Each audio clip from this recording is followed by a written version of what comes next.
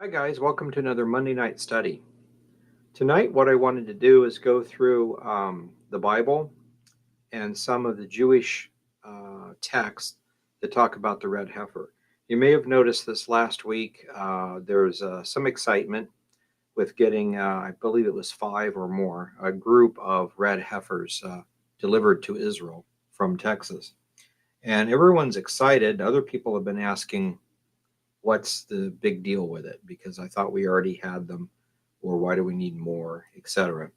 And basically, the answer is um, when it's time to sacrifice a red heifer, it has to be a certain age, without blemishes, etc. So it can never be ridden. It can't have any cuts, any hairs that are one way or the other. And as you know, we're born with a certain color hair. As we get older, sometimes spots come or hair color changes. I don't know if it's the same with cows, but basically, there's just a certain time, and they have to be absolutely perfect. So, right now, there is no way to sacrifice the red heifer. So, what we want to make sure that happens, if you had a herd of red heifers, then any particular year, you could probably guarantee a perfect sacrifice. And so that's basically what they're trying to do. So we wanted to kind of look at this and kind of see how it works a little bit. And so I wanted to pull up, this is my book, Ancient Messianic Festivals. And we talk a lot about the different prophecies. And so we've got spring festivals, fall festivals, other ceremonies, and then things related to the tribulation period, that kind of stuff. Under other prophecies, we have Hanukkah, New Moon festivals, Ninth of Av, Purim, Red Heifer, and the wedding ceremony, how that kind of fits together. So if we go to the Red Heifer section, so we want to look at the paraduma, and basically the ritual consists of sacrificing a red cow, a heifer.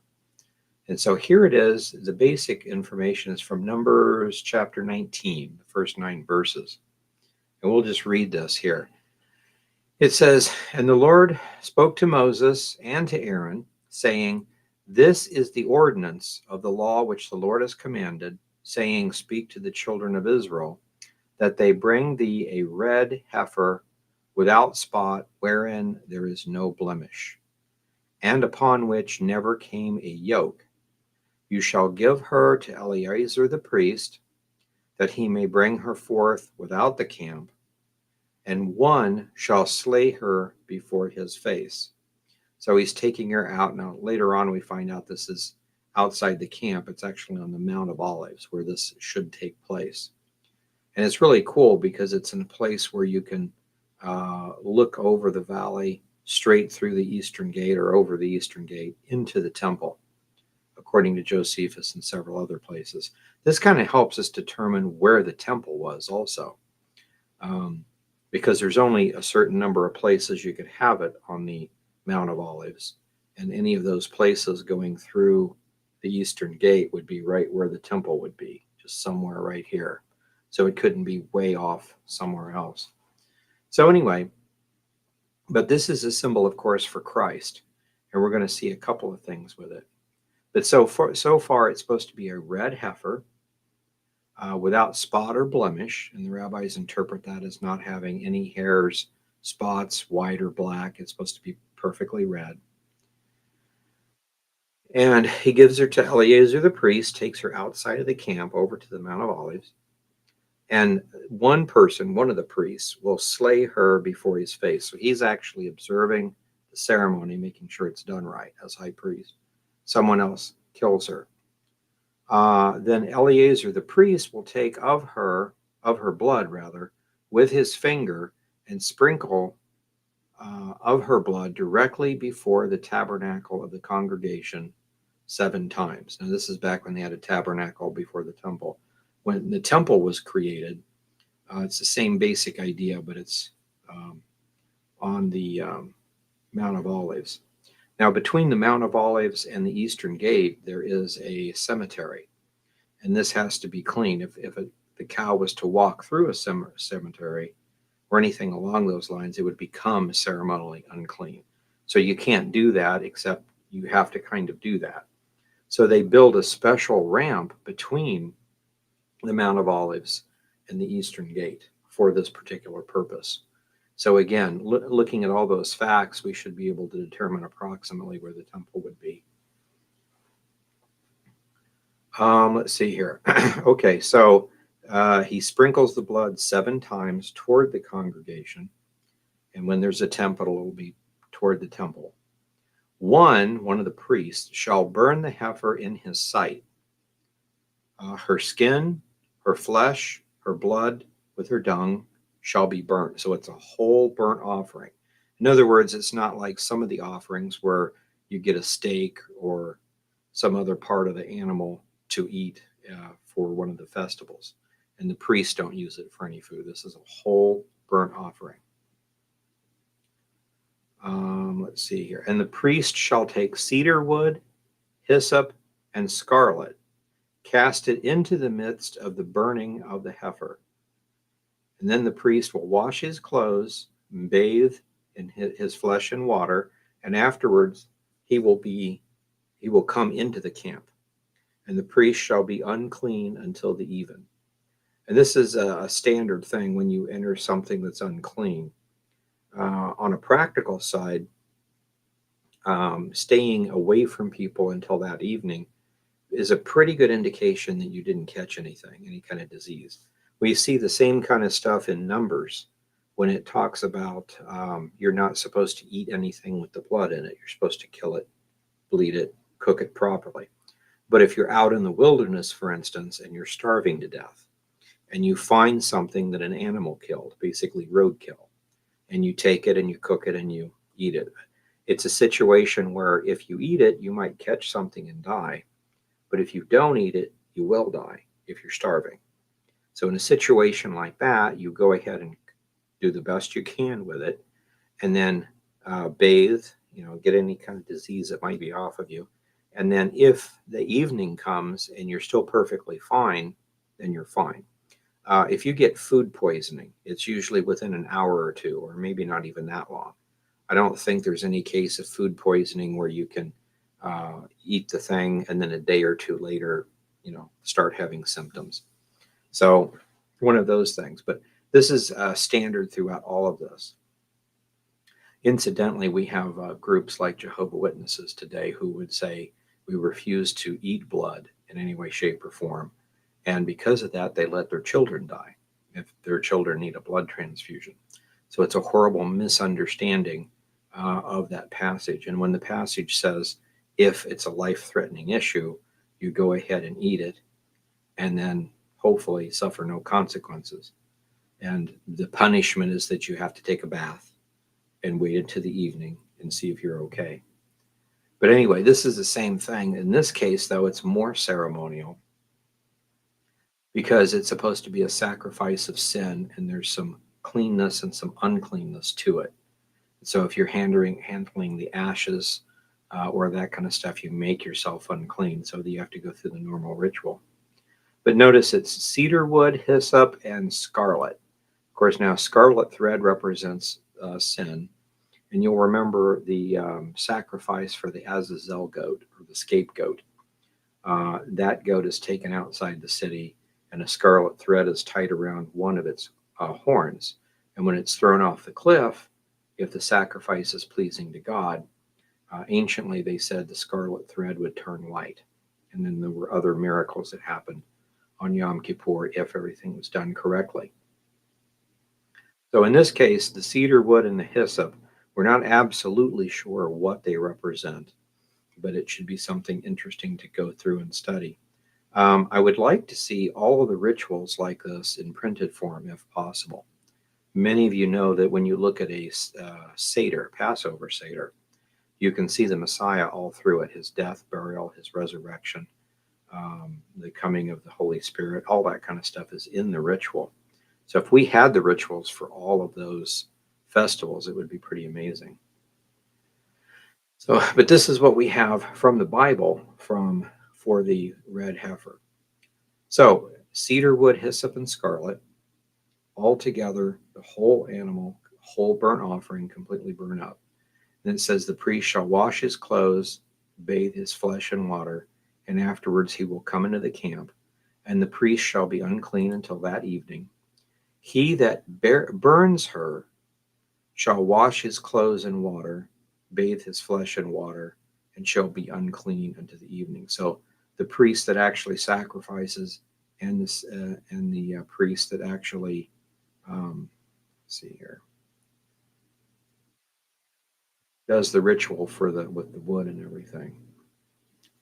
Okay, so and then it says, and a man that is clean. So this is a third person. So you've got the high priest and the two people doing the sacrifices. But there's another man then that is clean. So it actually takes three people, three priests. I always think that's interesting when you see a group of three, some sort of an idea or a reflection of the Trinity in this. So the sacrifice is being made by three parties and being observed by one.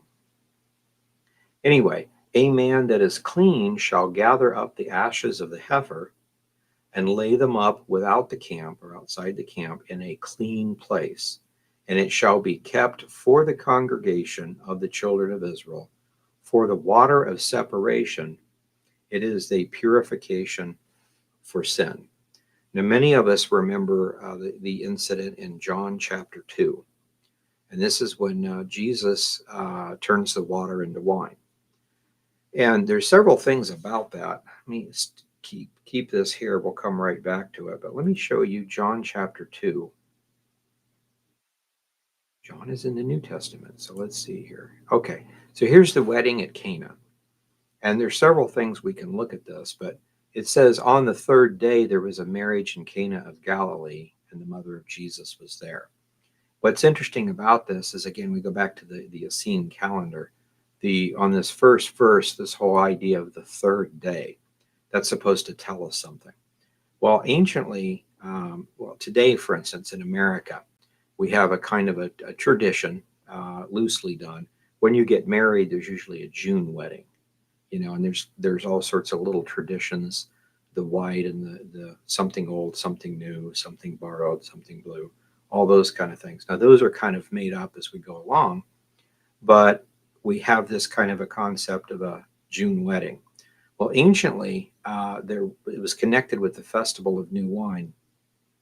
Certain things that you could do with a wedding that you couldn't do other times. And the festival of new wine is on the 3rd of Av, according to the Dead Sea Scrolls. So what's really interesting to me is on the festival of new wine, when a lot of people would get married, there was a marriage in Cana of Galilee on the third day. That's got to be what we're talking about. And Jesus ends up turning the water into wine on the festival of new wine.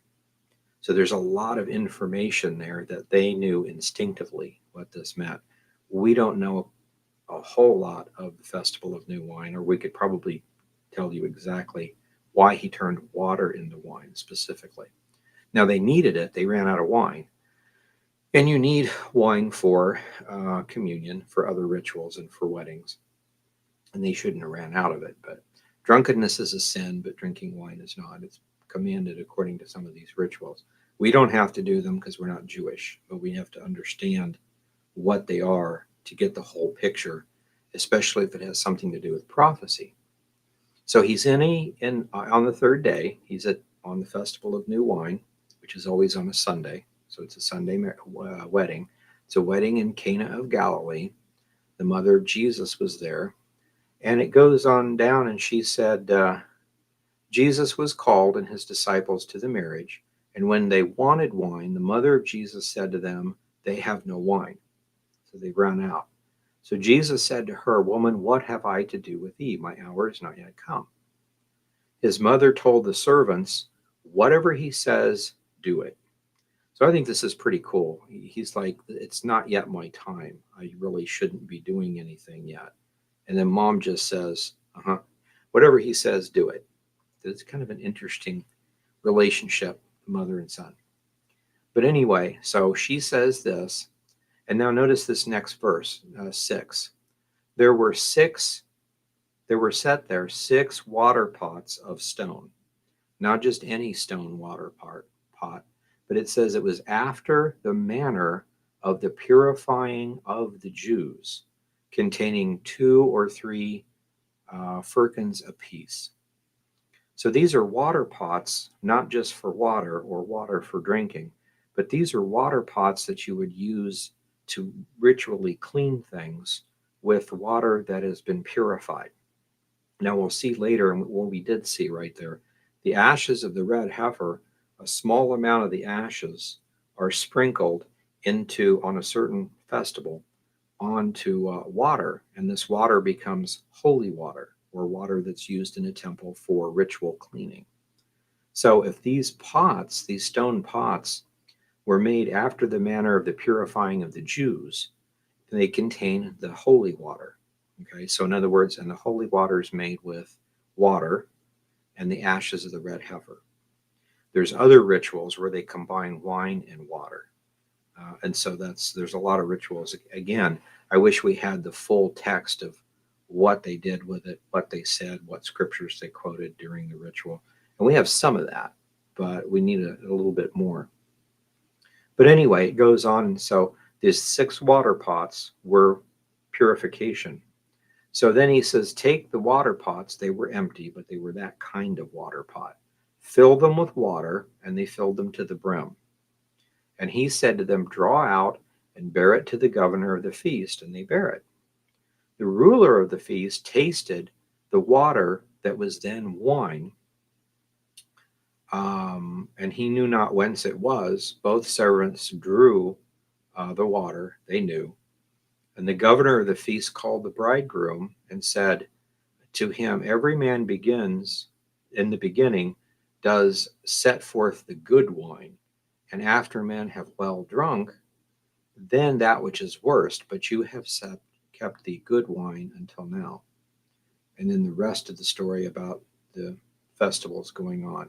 So in other words, normally you set out the really good stuff, and then when people are and they've eaten and they've drunk, and if they want a little more food or a little more wine or whatever, and you have the cheap stuff left over, there's a good chance people won't notice that you've went from the really expensive stuff to the cheap stuff. So in this, we're seeing Jesus turns water into wine, not just any cheap kind of, thing, but the really, really good stuff, the way it was done. I don't know how they did it, special spices or whatever, but it was the really, really good stuff. But you can see this. Now, if in the ritual, you take the ashes from the red heifer and sprinkle them on the water, and the water becomes holy water, which can cleanse, then at this wedding, which is the wedding which is on the Feast of Wine, Jesus, by himself, he doesn't take any ashes or anything. By himself, he simply changes water to wine. Not just any wine, but the really good stuff. So what we're seeing here is a missing ingredient, which is the ashes of the red heifer, which obviously points to Jesus the Messiah, or he wouldn't have been able to do it. So in other words, this particular place shows that he is the red heifer. So whatever the red heifer is supposed to be, whatever it's supposed to be, how it's supposed to work, somehow points to Christ. Now we know all the rituals point to Christ, but it's just interesting to kind of see this. So these are the waters for the purification. Okay, and so back down here, notice this again. It ends by saying, the man takes the ashes of the red heifer, lays them without the camp, out in a special place, in a clean place, so they can't be contaminated, ritually anyway. And it shall be kept for the congregation of the children of Israel for a water of separation. This is purification for sin. So in other words, it's the water of purification. So we tie those together, and you know that the ashes of the red heifer are used for ceremonial cleansing of sin. The Messiah is our salvation, and he cleanses us of sin. But let's go ahead. That's what we know from the scriptures. Let's go ahead and add some of the stuff from the Jews. Now, I've come to realize that a lot of the stuff in the Talmud, the traditions, are probably accurate. Some of it is not, especially with the fact that it's written by people who rejected the Messiah. So you got to take it with some grain of salt. Since we've got the Dead Sea Scrolls now, we can corroborate some of those things are absolutely right. As far as what the Essenes taught and what Pharisees and Sadducees taught, they all believe the same thing on certain issues. But then, if you're following the Dead Sea Scrolls, you'll see that certain things are absolutely wrong. So that makes me, even more than I used to be, a little suspect of the Talmud. But it's still something that we go to when we don't have any other information to see if we can figure something out. And then if you use the church fathers on how they interpret it, sometimes they'll have a slightly different interpretation or tell you it was done almost the same way but slightly different, which might just be the way they did it in their time, or maybe that's the key to a prophecy. So that's why we want to pull all these together. So that's Numbers chapter 19. Okay, so now here are the details of the ritual given in the Mishnah, Para Adama, so the red heifer. It's in chapter 3 of Para Adama. So the Mishnah is the original oral Torah, so to speak, or what Jesus called the tradition of the elders. And it was put together around 200 AD. And it's the basic Bible. Think of it as like a Bible is a Bible, and then a study Bible has all the extra study notes to it. So a study Bible might actually be twice as big if you've got a whole lot of commentary on the Bible, especially like where Jerusalem is and what they did with wine or whatever. So in this case, you've got the Mishnah, which is the heart of the whole thing, and then you've got the other part, which is the commentary.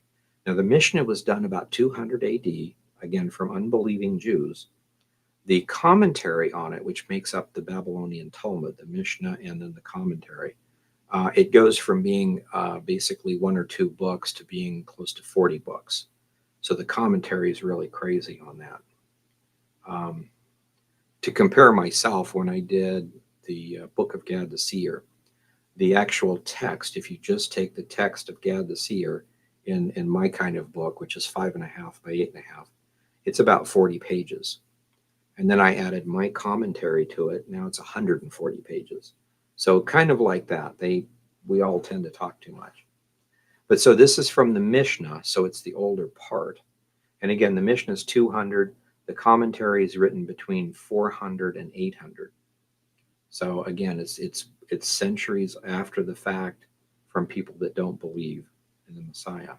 But still, it might have interesting things to it. So here's the requirements according to Para Adama 3. The red heifer must be without blemish, which means it can't have one hair that's either white or black. She can't have even one root of hair that's not red. It has to be absolutely perfect. And again, that would be almost impossible if you're trying one heifer at a time. But if you had a herd of red Angus or red, the whole herd is red, a lot of them are going to have blemishes, but surely one or two or three of them, if you have several hundred head of cattle, would be able to be sacrificed. So not one hair white or black, and not one that's red. I thought this was interesting too. Remember in the scriptures, Jesus said, "Why do you swear by heaven, by earth, by this, by that? Why do you swear by your head? Because by your word you can't turn one hair white or black." Wonder if that's got something to do with rituals, or if he was hinting at the ritual. She must be a red Angus that is red from one end to the other, even the skin, the nose, and the skin on the nose and the skin around the eyes. Everything has to be perfectly red. So again, in a herd, you should be able to find one or two of these. She can't have had one blemish, wart, mole, scratch, or scar of any kind. So if it falls down, falls over, gets a scratch, it's not qualified. And we can kind of see the reason for this. It has to be an absolutely perfect sacrifice. Now, this is ritual, So it doesn't make a whole lot of difference, but it points to Messiah. The Messiah has to be an absolutely sinless, perfect sacrifice, or we're not forgiven of our sins.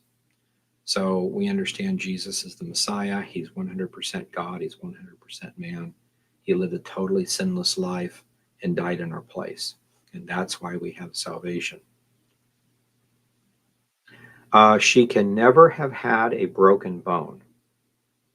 Remember the prophecy in Psalms that talks about the Messiah? He feels his bones. Every single one of them seems like they're out of joint, the pain that he's going through. But the prophecy is that not one single bone would be broken. And normally, when you're hanging on a cross and it's getting toward dusk time and they want to hurry up the death so they can get done with their shift, they'll just come along and break the legs because you get a kind of pneumonia, really hard to breathe. So if the guys come along and break the two legs, you won't be able to push yourself up and you'll suffocate pretty quickly after that. And so that's the standard. So you'd think, Jesus being crucified, he'd have two bones broken. But the text says that the prophecy says not one bone would be broken. And sure enough, for whatever reason, instead of breaking his bones, they they see that he's dead or they think he's dead. So you could pass it on by. But to be on the safe side, the one centurion takes the spear and pierces the side of Christ. And then we see outflowing blood and water, which again is an interesting point. But anyway, point being, no bone was broken. And in this case, with a red heifer, you can't have a bone that's ever been broken. No yoke, mains, plow, rope, or blanket can be placed upon it. No one can have ridden her, because that means you're a beast of burden. You're doing normal, everyday, mundane things. And this is supposed to be holy and set apart. So it can't have ever had a problem like that or done any work. Okay. She must be 3 years old, and that's by Jewish chronology, which basically starts at conception. So they say 3 years old. We would say 2 years old, as far as the same kind of a deal. And I know it doesn't say it in here, but it says something along the lines of there's a window. I mean, because you can't have it, 10 years old. Or even if you could, I mean, most likely in 10 years, there's going to be a scratch or a change in hair color or something. So you want it to be 2 years old and as quickly as possible before there's any kind of a blemish to be sacrificed. Okay, so she must be 3 years old, two by our standards. At 2 years old, the heifer would weigh about 1,200 pounds. And this comes into play a little bit later. Most of you are saying, like, yeah, it's about like a 2-year-old cow. But just remember that. We'll come back to that. Okay. So when she is slaughtered, she must be outside the camp because the death, she's taking on the sin, right? It's a sin sacrifice, what it says in, or it pertains to sin and ritual holiness according to Numbers 19. So that's outside the camp. So it has to be outside of Jerusalem. Jesus was crucified outside the city. So a lot of parallels there. In this case, she's to be slaughtered outside the city, but looking directly into the holy place, able to see the veil of the temple. So she must be directly east of the temple. So if this part is correct, again, this is why the place of slaughter is outside the city, outside the camp, which is over on the Mount of Olives, and at a certain place that's designed for it. So in this place, if you were looking straight east, you should be able to look straight east, look into or over the eastern gate, and then up straight into the temple. And so the temple would be right there. We're looking straight east. And if the doors are open, I should be able to see, and the light's right, I should be able to see all the way back into the middle of the temple, the veil. So again, this helps us understand where the temple would be, because there has to be a direct line between where the temple sat over the eastern gate to some place on the Mount of Olives. So there's a little bit of give and take there. but it can't be way over somewhere else. Okay, and then the next part of it says the red heifer can't touch anything that's unclean, like a bone or a grave. Now, you know there's a grave between the eastern gate and the Mount of Olives, and the heifer has to be taken out there, and then the ashes and stuff has to be brought back. So there was a special bridge that was designed for this. So the heifer would not be walking over the graves and possibly touch a bone or something impure. So really interesting. So again, straight line, special bridge. So, okay, so a special bridge was built for her to cross from the temple through the eastern gate over the Kidron Valley, which is also called the Valley of Death, where the dead are buried, to the Mount of Olives, which is also called the Mountain of the Messiah, where a special mikvah or baptismal and altar was built specifically for her. Now, again, ritual cleansing for baptism. And again, I'd like to see the entire ritual for this. So it would be really interesting. I'm sure they just didn't walk over there, cut its throat, throw some stuff on it, burn it up, and then go home in a hurry. I'm sure there was rituals, scriptures that were quoted, things like that. Okay, the wood from the sacrifice is made up of cedar, pine, cypress, and pieces of smooth fig wood. I'm not sure why each piece, but that's the requirement from the Mishnah. Now, there have been 9 red heifer sacrifices in the last 3,500 years. So they need one more. Some of the people have said they would need at least a little bit of the ashes of the last one to mix with this other one to make it holy. I don't know if that's correct or not. If that's correct, I can see the symbolism being the fact that it's an eternal sacrifice. You know, it basically started 3,500 years ago and continues. You just add more to it. The next one will be the 10th red heifer sacrifice. Now, the Talmud in other places says that the 10th and last heifer will be prepared by the Messiah. I think that the 10th one was the Messiah. Now, there may be another one, but again, I don't think it's the Messiah doing it this time, because when Jesus comes back, you know, he may do some rituals like that, but we'll have to see. Whether it's true or not, it shows a belief that the 10th red heifer is the total for all time. So we're ending that ritual, because those ashes can't go forever. So the 10th one, we can see the coming of the Messiah draws near. Now, there's several miracles that happen, so it's supposed to happen when you're doing the ritual for the red heifer. Now, this is what I thought was really interesting. When the sacrifice begins, several miracles happen, and that shows that God is pleased with the sacrifice. Number one, only one priest will gently pick her up and lay her on the altar. Now, remember we said a minute ago, a 2-year-old heifer is about 1,200 pounds. She can't have blemishes or be strange in any way, so she can't be super skinny. Do you know very many priests or as single individuals, even weightlifters, that could pick up a 1,200-pound cow and gently set it on an altar? One person. That would be a miracle. There's no way a human could do that.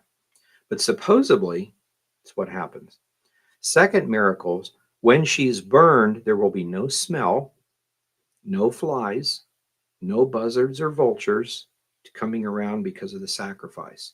It's completely perfect in some way. Smoke will be white. Usually white is not what comes up when you're barbecuing. So that's kind of interesting. The smoke will be white and go straight up to God, no matter which direction the breeze is blowing or how much of a breeze there was. So even if you got this major 10, 20, 30 mile an hour wind, the smoke just goes straight up. So those are the things supposed to happen when you sacrifice a red heifer and it's pleasing to God. So then the priest will slit the throat of the red heifer, catch the blood in a special container called a mizrach. It's that I used to have a picture of it, but it's a pointed thing. Basically, you catch sacrificial blood and then you take it to sprinkle or whatever you do with that particular sacrifice. But it's pointed because you don't want to set it down and leave it. So they made the vessel pointed to where you couldn't do that because you have to hurry up before the blood coagulates. So then he sprinkles the blood 7 times towards the temple. The carcass will be set afire. When it bursts open, the priest will take hyssop, cedar wood, which is a type of redwood, scarlet wool, and place them inside the opening of the heifer. When it's completely burned to ashes, another priest will collect the ashes with a special shovel created only for that purpose and then place the ashes in a special clay container.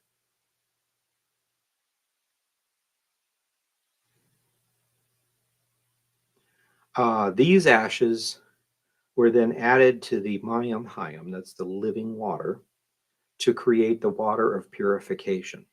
So there's the ritual for you to take the living water, and that's from the spring. They have started recreating those rituals. So the ritual of the mayim hayim, for instance, um, and a couple of others have not been actually done in 1800 years. But over the last 5 or 6 years, you've been able to see them. If you go to the Temple Institute or their Facebook page, you can actually see some of these rituals going on. Now, they're calling them practice sacrifices and practice rituals because there is no temple, so it doesn't really count, so to speak. But the fact that it's not just that they have the priesthood back, they have all the vessels that they need to do, they're actually practicing the rituals. So not on the Temple Mount, of course, but that will be sometime. So the ashes are added to create the water of purification, and they're put in jar, and that's what we saw in John chapter 2.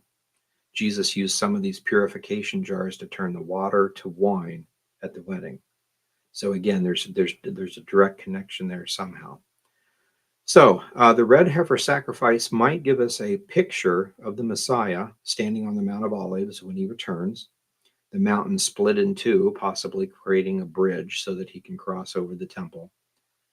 So that may or may not be the case. That was just my ideas. And then this is from Zechariah 14. His feet will stand on that day on the Mount of Olives, which is before Jerusalem on the east, and the Mount of Olives will cleave in the midst thereof toward the east and toward the west, and there shall be a very great valley, and half of the mountain shall move to the north and half to the west. So it's a really interesting thing, and that's probably connected with this too, something that eventually happens. But I just wanted to share this with you. That's our teaching on that. So we have it from Numbers chapter 9, and it's connected with John chapter 2. And then that's from the Mishnah, which is the Talmud, the extra stuff. So it would be interesting for us to see if they do a sacrifice for the red heifer, and if we're here to see that, and that takes place, if one priest can pick it up, if the white smoke appears, only white, and it goes straight up. I mean, you can look, if it's being televised, you can look around at the trees and other things, and you can tell if there's a wind or not, especially if there's a pretty good one. And then if that's going straight up, it'll be really interesting to kind of see. Since they've rejected the Messiah, I don't know that any of that would actually take place. So who knows? But I wanted to go over that because, again, some people have said, what's the big deal with this? Well, the big deal is it has to be 2 years old and as quickly as you can after 2 years old, because it has to stay perfect. The longer you let it live, the more likely it's going to get corrupted somehow. So you can't just take one of them that came from the herd, for instance, or however many came from Texas to Israel. None of them would qualify because of their age, because of other stuff. But if you have a herd of red heifers, then most likely any year when this actually starts, they would be able to find a perfect red heifer and do the sacrifice. So all of this simply means we're not quite there yet, but we're getting closer. Every time we turn around, something's happened to make us a little bit closer to the way the prophecies share.